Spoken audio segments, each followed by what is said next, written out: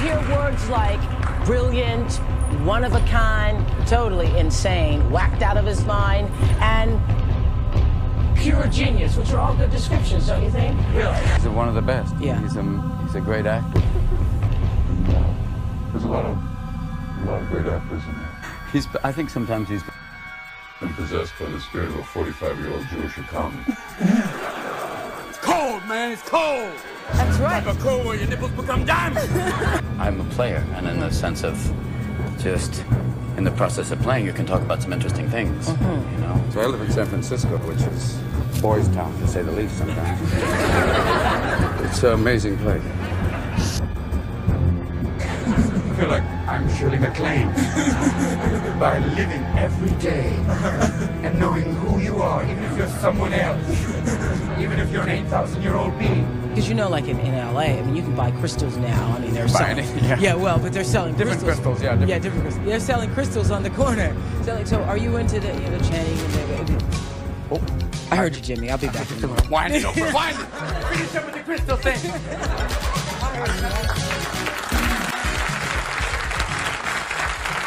So we're talking about crystals and channeling and all that.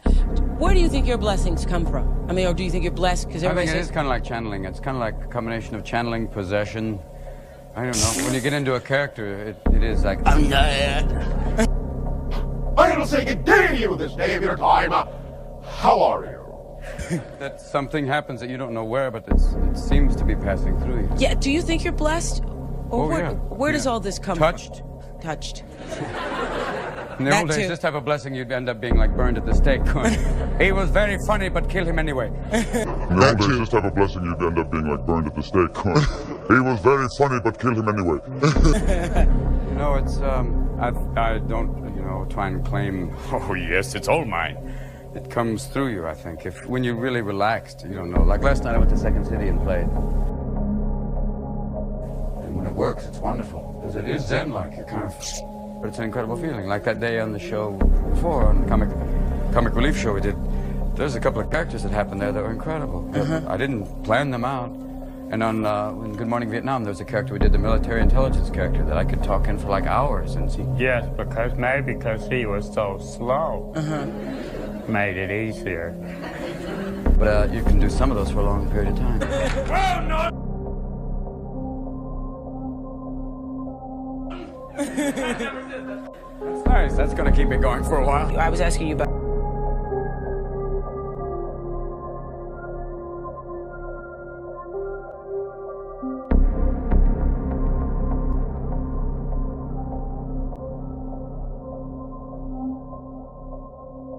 and your understanding of the...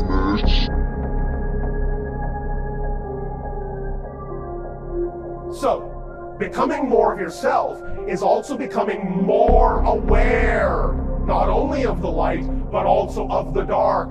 The more aware you become of the light and the dark choices, then the more you can choose openly.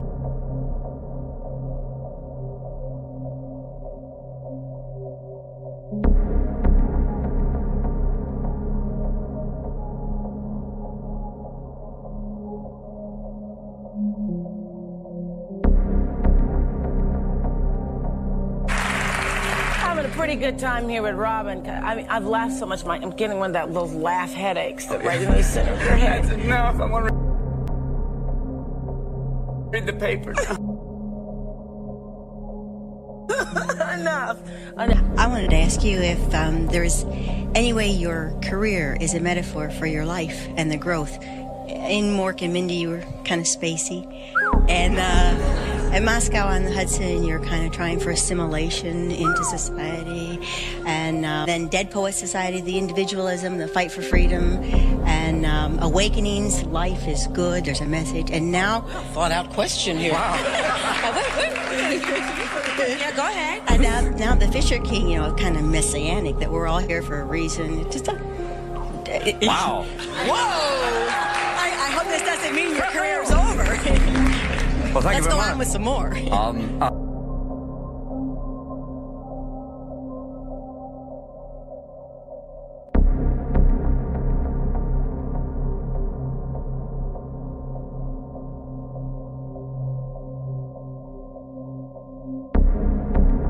Thank you for giving me those qualities. I never believed myself to be messianic. You know! Thank you. My life work is a metaphor. It's interesting that obviously it's kind of had certain parallels in my life. It's interesting that it's taken that track that there's a line in Garp that you say you can look at the arc of your life and find it interesting. What's the symbolic background It is of my your life star? is a metaphor. It is my clothing is a metaphor. It's just everything in one. It's actually just someone went, it works for you, wear it. Try it. It's a whole crusades thing. Put it on. It's kind of half Jewish, half Gentile. Go with it. It was made by a mixed tailor. Robin Williams.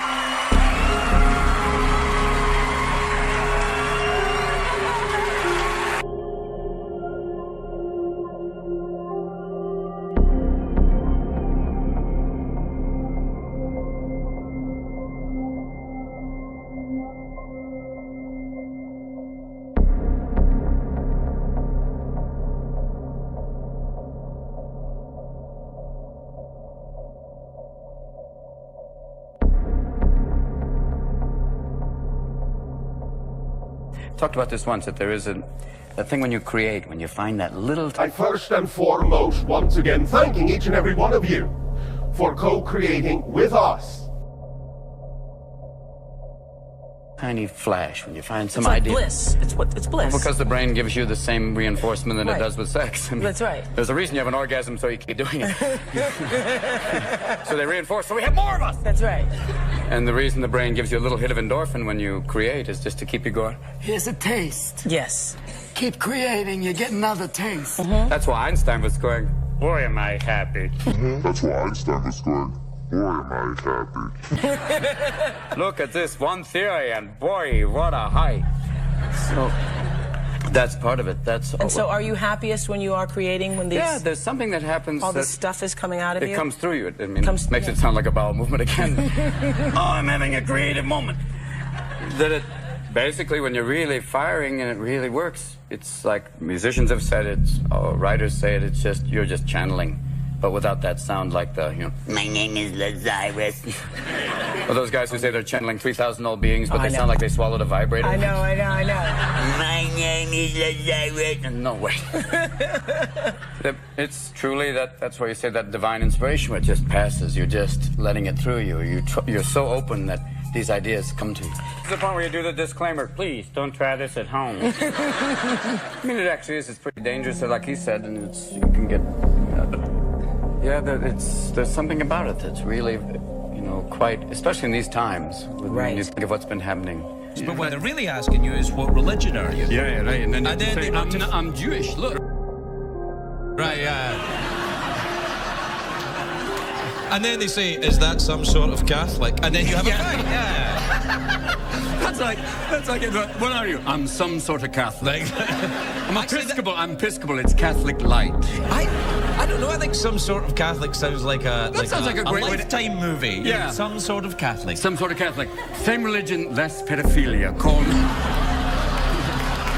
Right now.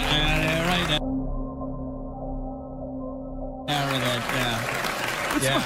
Must be We could probably cut that out. Right now, everyone for Easter, it's going to be an interesting Easter for the Pope. Everyone else is hiding eggs, he's hiding priests. Yeah, right.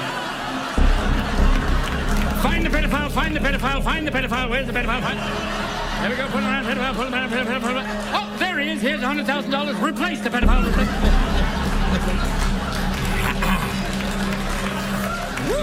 Hang on, just give me a sec here, all right? Give me a sec.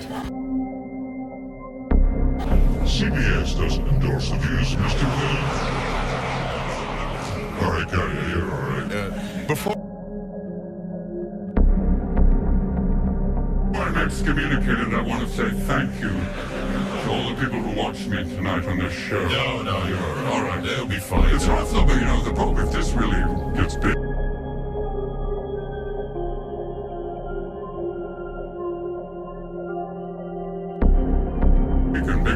Get big. It's a pretty big story. Yeah, but you can't resign. The Popes don't resign. The estate took,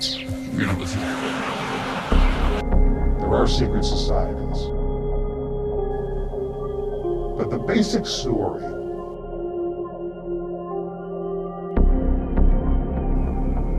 is years ago, some of you may know if you read my books or if you're a member of the Global Information Network, you know that I was a member of a secret society called the Brotherhood.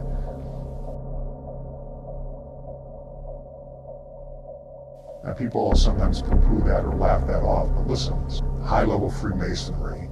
For years, people say there is no thing as the Brotherhood. There is. I'm the Joe Valachi of the Brotherhood. There is. There is a hierarchy. It works with members of Skull and Bones, with members of the Trilateral Commission, with members of all of the other groups, most of which work together.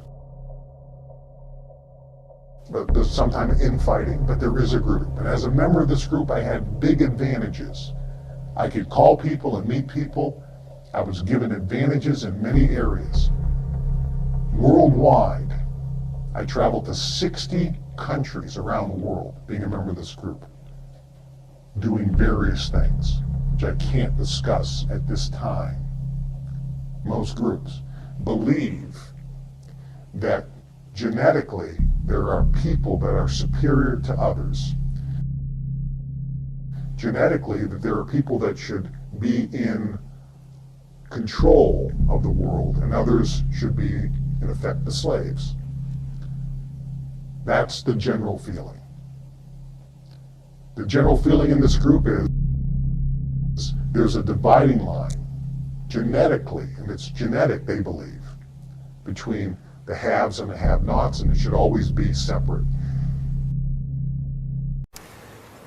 Look at the snail's pace with which civilization has evolved in the 10,000 years before science. Millennia of having to entertain ourselves with campfire stories, and then suddenly, in the past few hundred years, boom, Mike and Mullen.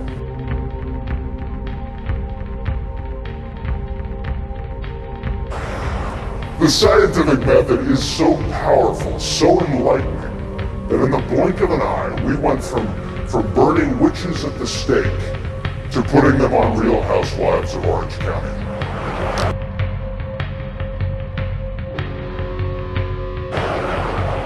But we live in an era in which science is still being challenged by ignorance and fear. We have candidates for president who think that the Earth is 6,000 years old. It's insane. It's insane. We need to find a presidential candidate who actually understands science. It's a serious problem, though. Heavily supported scientific precepts are being doubted because somebody read something online that scared them. I had a conversation recently with a mother who does not plan to vaccinate her child. Now this is a problem among a lot of liberals, just so you know. I'm not only going after the conservatives here. Both parties have their meatheads.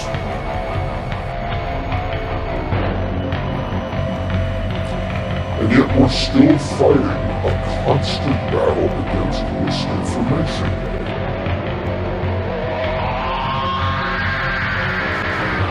Also, you ever notice the same people who think climate change is fake think pro wrestling is real?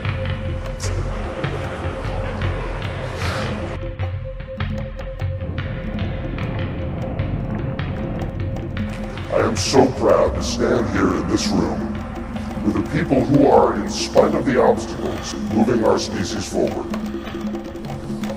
I'm a space enthusiast, alright? No secret. And in astrophysics alone, look at the discoveries we've made in the past year. Liquid water on Mars, which is exciting because we don't even have that in California. We discovered that one of our comets is literally spewing alcohol at the rate of 500 wine bottles a second. That's great news. And there's also an asteroid just beyond Jupiter that's spewing crystal meth. Some of the old men used to say things like this: Any conversation in which Christ is not the center of that conversation is folly. That can be taken to an extreme. And how... I mean, God really drives that topic home about the words of our mouth. You know, he even says that the words of our mouth are life and death. I mean, it's really heavy that we can actually speak life or speak death into people through our words. It's a big responsibility, and most people aren't aware of the weight, and so they just kind of let anything come out, right? Is the earth flat, or is it a globe? And there's a growing community of Christians that claim that the Bible teaches in a flat earth. Now, these are all interesting and important topics. These are all non-salvation issues, meaning this doesn't affect your salvation. But the salvation question, and how are we saved and who is this Jesus, is paramount. That is the absolute foundation of Christianity. And that we have to get right. All the other stuff, that's all details. We don't have to get that right, but we need to get right who is Jesus and how are we saved. So I want you guys to be able to recognize who Jesus is through what the Bible teaches and who are these other Jesuses that people are teaching. So this is a problem now. It was a problem thousands of years ago.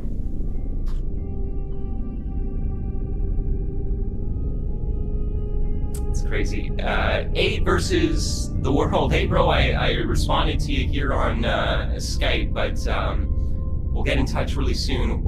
Rumors has it that evil twin vigilant Pharisee Wario is part of all this censorship. He really is, man. He's definitely up to his shady tricks. I love your comments, brother. Oh, man. So. Okay.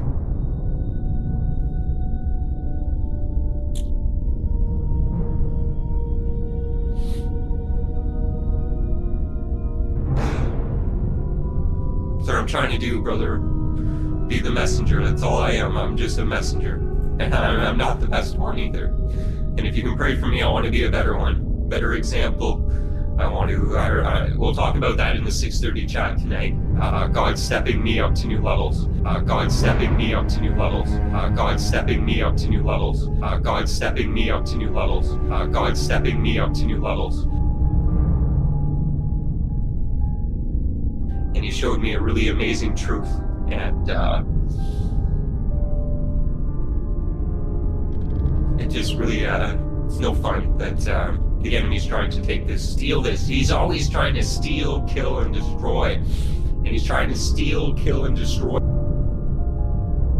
this amazing YouTube harvest that I've been a part of, and I know other content creators. We have never been able to do something like this for God on social media before.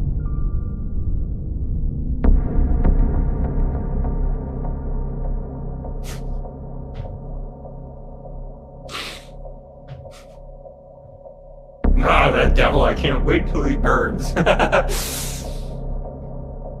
You know, that'll be a great day. Oh, devil. Daddy's mad at, my daddy's mad at you. But any weapon formed against us will not prosper.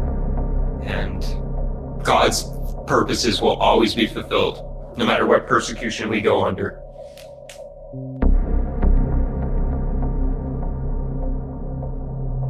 You know.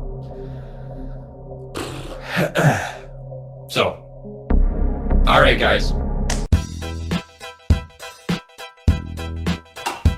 Hey, what's up, my friend Calicanai here, and welcome to my home. Now, as you continue to pay attention here over the next few minutes, I'm going to show you some things that I think that you're going to find pretty cool. You see, the question that I get most often, right, is, Cal, how did you do it? Right, how did I go from earning minimum wage, working in a coffee shop, living in my mom's spare bedroom, and over $25,000 in debt, to creating a multiple six, and even seven-figure per year income, working online from home, while also having the time and the freedom to travel around the world, take multiple vacations per year, and the liberty to live life on my own terms. And the truth is that it's actually very simple. And once I show it to you here in just a moment, I think that you're going to be shocked. Because it's been staring you in the face, and you didn't even know that you were seeing it. Trust me, as you begin to go up that wealth pyramid that I talked about, you're going to start having some extra money. And people are going to be like, oh, invest in this and do this. And if you don't do it right, you can lose all your money. But by understanding these simple principles that I'll show you, this idea meter, it'll keep you not only making money, but keeping your money.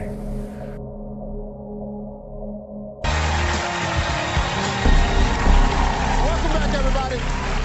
You know, folks, I'll admit it, my life is going really, really well. Many of my dreams have come true.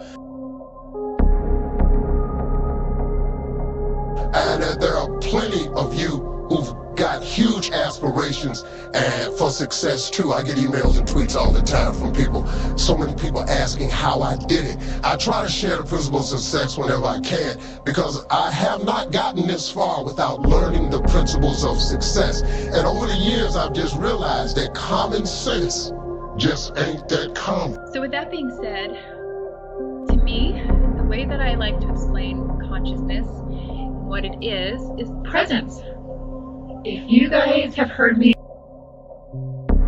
talk one time before, you've heard me say it one time, many times, over and over again, that consciousness is the key to what I do as a medium, channeling spirit, connecting to the information of the universe. It's all about consciousness. And to become conscious requires presence. Right before I go to the indoctrination center to get educated. Hello, America. There are a few working parts to a puppet show. There is the puppet master here. There's the stage. There's the audience. There are the strings to each puppet. And then there's the story.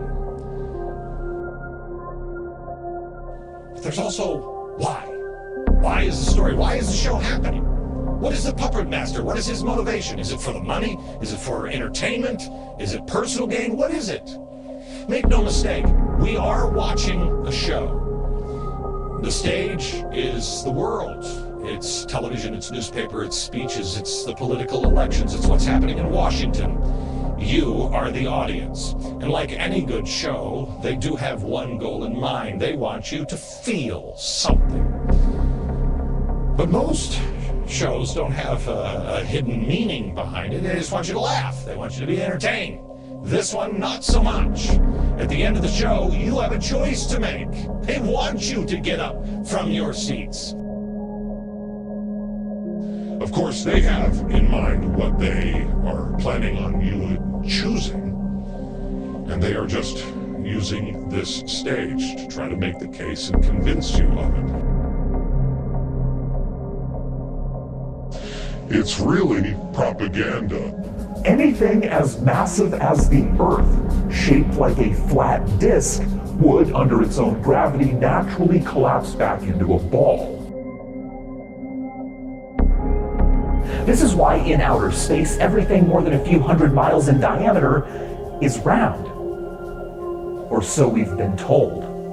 What if gravity isn't real? What if the Earth is in fact flat and science has been wrong all along? It's a misconception that Christopher Columbus discovered that the Earth is round. Virtually every scholar and major religion in the West accepted Earth's rotundity since at least the time of the ancient Greeks, who, for instance, had noticed that boats disappear bottom first when sailing away. That's funny if you're scientifically literate.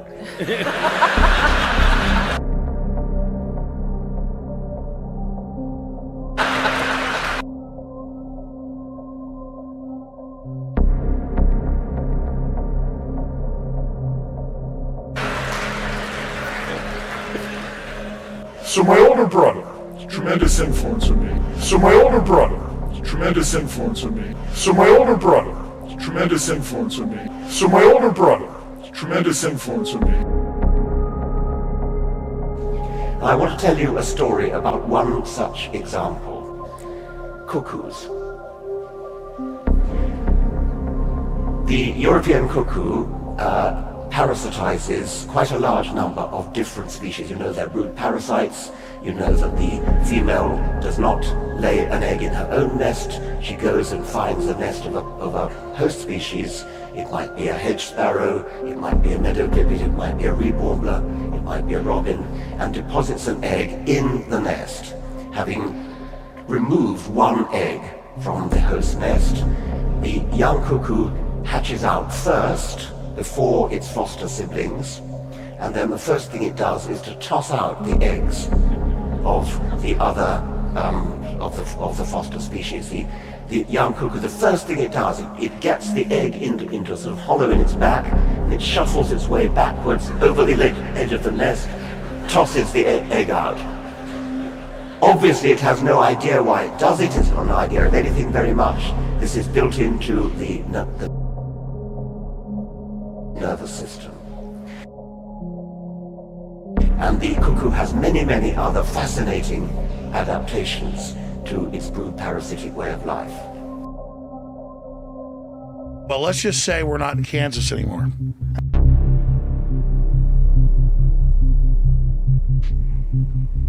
And so,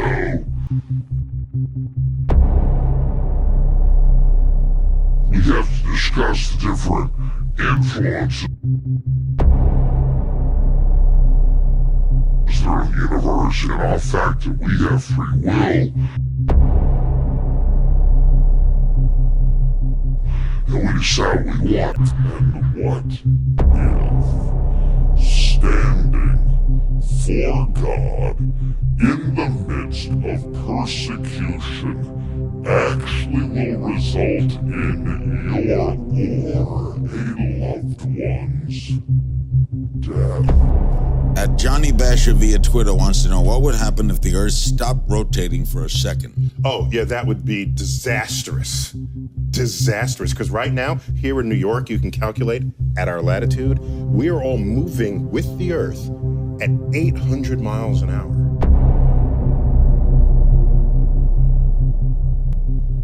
Due east. Because Earth is rotating. What can we expect the North and South poles to shift? When can we expect them to shift? And what manifestations will we experience? See? Don't shift. Yeah, there was a lot of talk about pole shifting as we went into the year 2012, or the 2012 hysteria, which was basically a hoax on scientifically illiterate people of the world. Scientific literacy spares you tomfoolery from charlatans. Right? Yes, exactly. Science literacy is an inoculation against charlatans who would exploit your ignorance of scientific law and take your money from you or your opportunity from you. So maybe the elephant is ordinary gravity in another universe, and we're feeling it, and we're making stuff up just to account. And we're making stuff up just to account. And we're making stuff up just to account for it. You think there could be another universe? I don't see why not. Because back when we thought Earth was alone.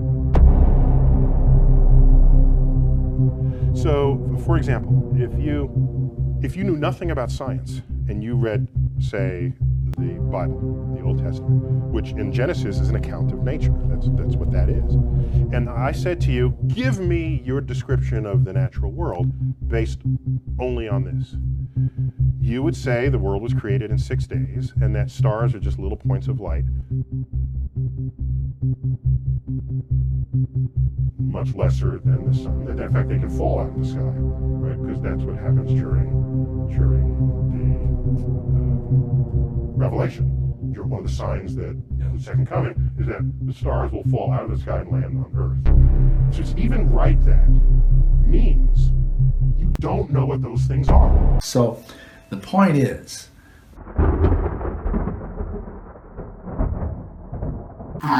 something extraordinary happened there. And I would submit to you that the reason that they were with one accord is that back at that time, they were all focused on Yahushua. They weren't focused on dogmas or doctrines or theories or even each other's personalities or egos. They were focused on him. And because they were focused on him, they had a remarkable ability, which at the time I likened to a laser. They could focus their prayers and they could receive the promise that the Father had bestowed upon them, earlier in the season. And they received the outpouring of the Ruach. Now, the other thing is, there was no dissension back then about the scriptures. They were all using the same scriptures.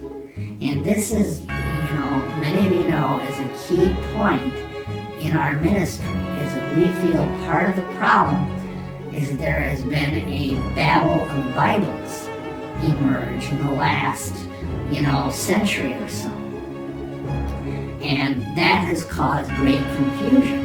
And of course, where does confusion come from? Confusion goes all the way back to the Tower of Babel. And I would submit to you that these two events, the Tower of Babel and Pentecost, are two poles. This is the work of the evil one, and this is the work of the Ruach HaKodesh, the Holy Spirit. And in one case, you have discord and contention growing out of egotism. You all know the story of the Tower of Babel. And what happened at the end of it? Their languages were confused. And conversely, in chapter 2 of Acts, they were all together with one accord in one place. And what happened? They received heavenly language. And this is a total polar opposite, because it's the work of the Ruach to bring us together, and it's the work of the adversary to divide us. And that is why, because from the very beginning we stood and still stand very strongly on the King James Authorized Version as being the Bible for English-speaking people. And we're going to do a whole teaching on that later, but for now, let's just say that's one of the three reasons why we chose this particular name for the ministry. Now, moving along. Well, it's a kind of a slow form of exercise, which is called Tai Chi Chuan. I'm speaking Mandarin just now. Yeah. Cantonese Tai Chi Kun, okay? And it's more of an exercise for the elderly, not so much for the young. Give me a demonstration. Show me, can you do it, a little bit of it? Just hand-wise, it's very slow. What was it? And you push it out. All the time you are keeping the continuity going.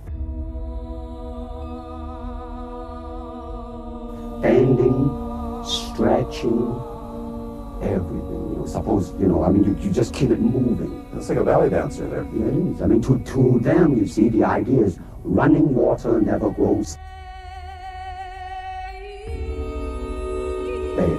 So you gotta just keep on flowing. This is what it is, okay? Hi there guys, it's me again, Ryan JC, and in this video what I want to be talking about is the third eye, the pineal gland.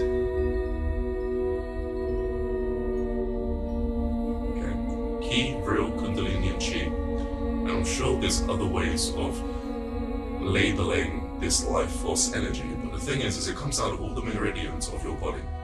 And as it's coming out of all the meridians in your body, you can channel it through this meridian right here, your brow chakra. And okay, what is the pineal gland? The pineal gland is a gland situated in the center, dead center of your head. You put your finger just next to the ear, center into the brain. You'll find the pineal gland. Okay, pineal gland is the main tool used within hidden practices, occult practice. So how do you do this? Well, to do this practice is quite simple. First, you want to stand up straight. Put your hands together. I said, empty your mind. Be formless, shapeless, like water. Now you put water into a cup, it becomes the cup. You put water into a bottle, it becomes the bottle. You put it in a teapot, it becomes the teapot. Now water can flow, or it can crash. Be water, my friend. Like that, you see? I see, I get the idea. I get the power behind it. I mean, that's a good sign. Please welcome Brandon Lee.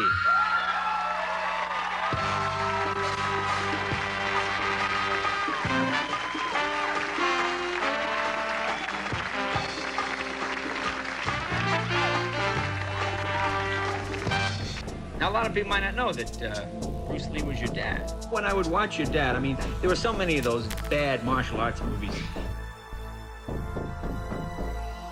You know, the boom and you know the noise, and they were comical, but your dad really had that stark.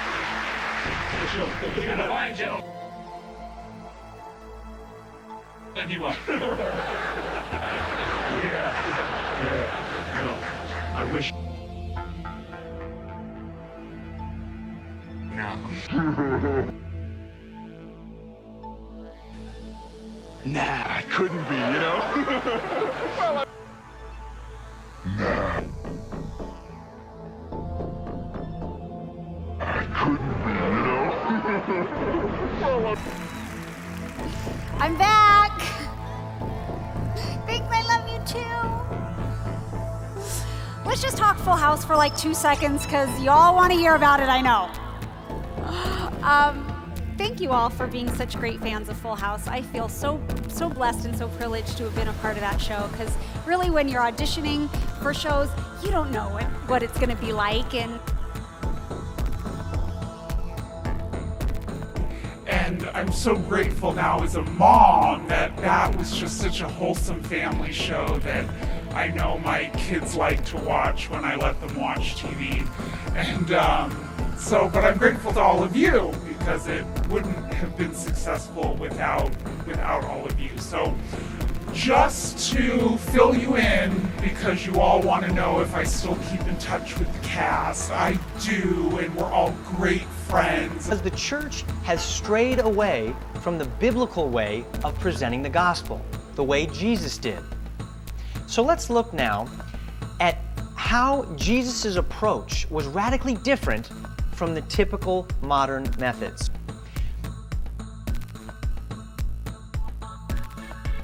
Please listen to the following story, because the essence of what we're saying pivots on this particular point.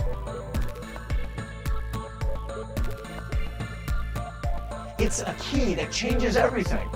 And that's why the enemy does not want you to get a hold of it. Much of the church does not even know that it exists.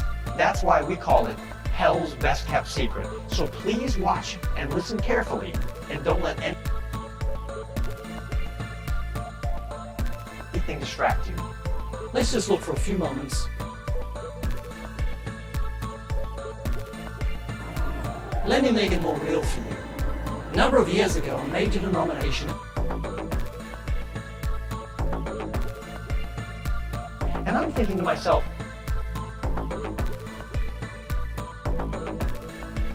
Jesus know that no one can keep the 10 Commandments? It seemed to me Jesus might have benefited from a friendship evangelism course. Dr. Billy Graham is back with us to take part in Mission England. Billy, welcome to the northeast of England. Thank you very much. It's a great privilege for me to be here. I'm looking forward to my time here. You're almost an Englishman now, aren't you? Yes, in one sense. I've spent so much time here. I suppose that I know almost as many people in London as I do in any major American city, and we were here in this area in 1946 for about 2 weeks, and I got to know quite a number of people even here. And it's a tremendous privilege to be back and to see, that was the year after the war, and to see the city all rebuilt and all these buildings here, and the cities, I should say, yes, because there's so many cities about. And it's going to be a great experience for us to minister here. How do you keep in touch with what's happening and still maintain the really busy schedule that you Well, I try to watch the news on the television and listen to it on the radio. I take several newspapers every day, and I have some associates that clip interesting stories out for me, and they give them to me. And then, of course, as you travel around the world, you meet so many interesting people who are filled with knowledge of what's happening in their part of the world. We look at our society today. We look at our schools. We look at our college campuses. We look at the moral breakdown of America. We look at what seems to be hopelessness. We look at the bitter division. In our society, we look at the evil of godlessness and what it wants to do to this nation.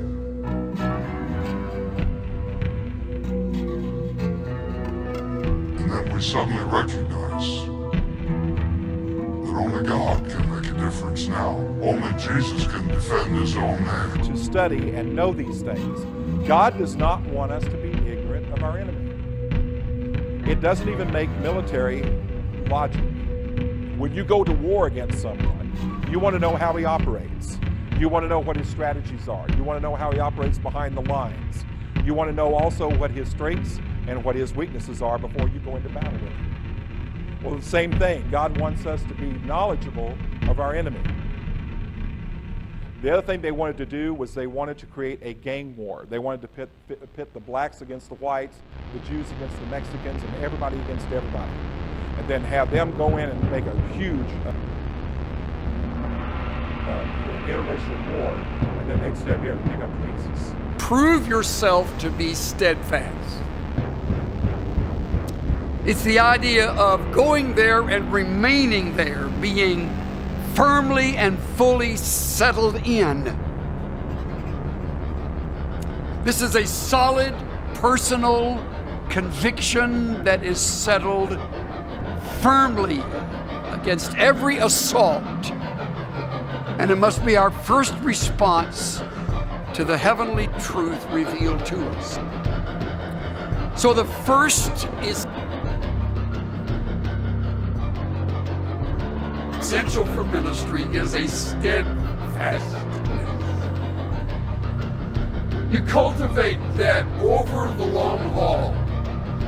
Every test is a part of your learning steadfastness. Every event that is shocking and disappointing is all a part of driving you to a more settled, steadfast firmness in your faith. Be steadfast. My prayer for us at DTS is that we would so master the scriptures that the scriptures would master us. So that what goes in is what comes out. My prayer for us at DTS is that we would so master the scriptures